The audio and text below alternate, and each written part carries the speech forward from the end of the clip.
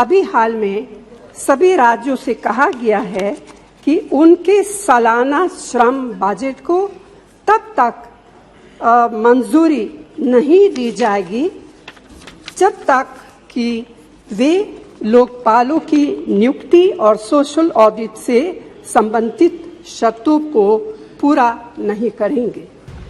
महात्मा गांधी नरेगा, जिसका कुछ साल पहले कई लोगों ने मजाक उड़ाया था, उसी मनरेगा ने कोविड और बार के लॉकडाउन में प्रभावित करोड़ों गरीब परिवारों को ठीक समय पर सहायता प्रदान करते हुए सरकार के बचाव में एक सार्थक भूमिका निभाई है।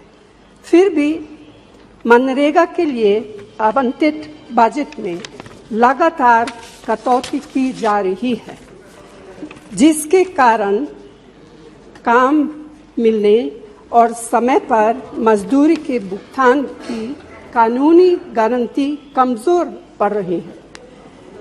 इस साल मनरेगा का बजट 2020 की तुलना में 35% कम है, जबकि बेरोजगारी लगातार बढ़ रही है।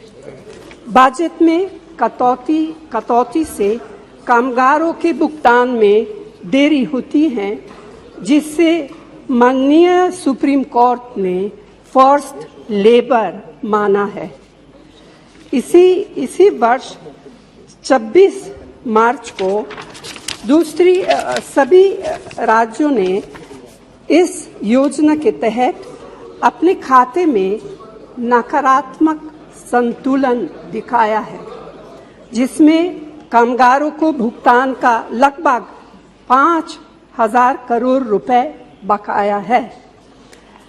चेयरपर्सन महोदया, अभी हाल में सभी राज्यों से कहा गया है कि उनके सालाना श्रम बजट को तब तक मंजूरी नहीं दी जाएगी जब तक कि वे लोकपालों की नियुक्ति और सोशल ऑडिट से संबंधित शर्तों को पूरा नहीं करेंगे। सोशल ऑडिट को निश्चित रूप से प्रभावी बनाया जाना चाहिए, लेकिन इसे लागू करने में कमियों को आधार बनाकर इस योजना के लिए पैसे का आवंटन रोककर कामगारों को दंडित नहीं किया जा सकता है। यह अनुचित है और अमानवीय है। सरकार को इसमें बाधा डालने के बजाय इसका समाधान निकालना चाहिए।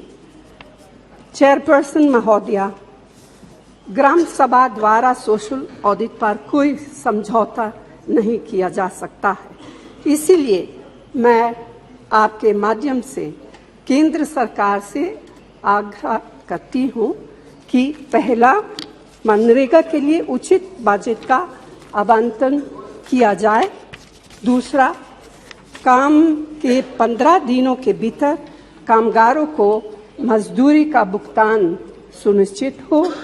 तीसरा, मजदूरी भुगतान में देरी की स्थिति में कानूनी तौर पर मुआवजे का भुगतान भी सुनिश्चित हो और इसके साथ ही राज्यों की वार्षिक कार्य योजनाओं को बिना किसी देरी के तुरंत निर्धारित किया जाए। धन्यवाद।